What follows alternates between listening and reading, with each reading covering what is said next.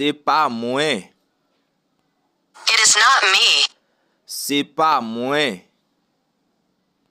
am innocent. Moi innocent. I am innocent. Moi innocent. I am happy see you. Moi content ouais ou. I am happy see you. Moi content ouais ou. It is not important. C'est pas important. It is not important. C'est pas important. I agree. Moi d'accord. I agree. Moi d'accord. I don't agree. Moi pas d'accord.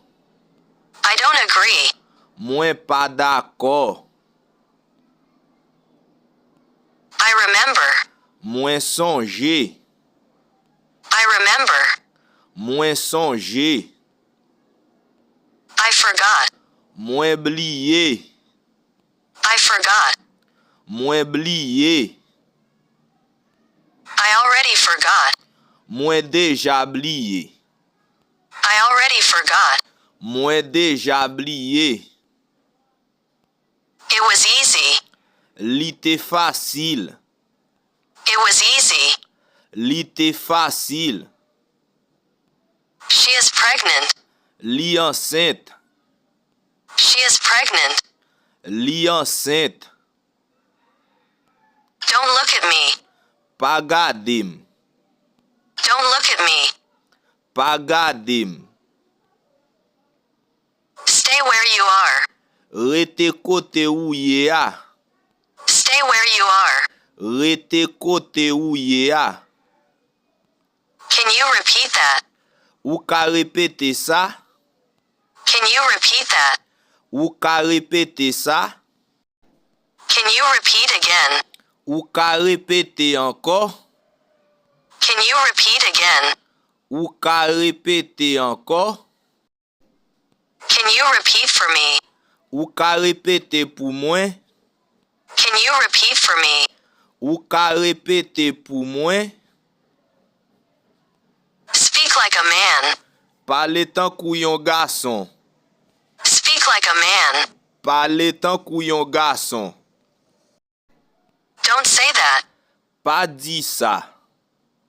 Don't say that. Pas di ça. Speak slowly. Parle doucement. Speak slowly. Parle doucement. I am single. Moi célibataire. I am single. Moi célibataire. I don't have time. Moi pas gen temps. I don't have time. Moi pas gen temps. I am really busy. Moi vraiment occupé. I am really busy. Moi vraiment occupé. She betrayed me. Li trahim. She betrayed me. Li trahim. She broke my heart. Li krasé kem. She broke my heart. Li krasé kem. It is so painful. Li tellement douloureux. It is so painful. Li tellement douloureux. I will never leave you. Moi pas jam quitte ou. I will never leave you. Moi pas jam quitte ou. Don't worry. Pas inquiété ou. Don't worry. Pas inquiété ou. I am here. Moi là. I am here. Moi là. They told me that. Yo dim ça. They told me that. Yo dim ça.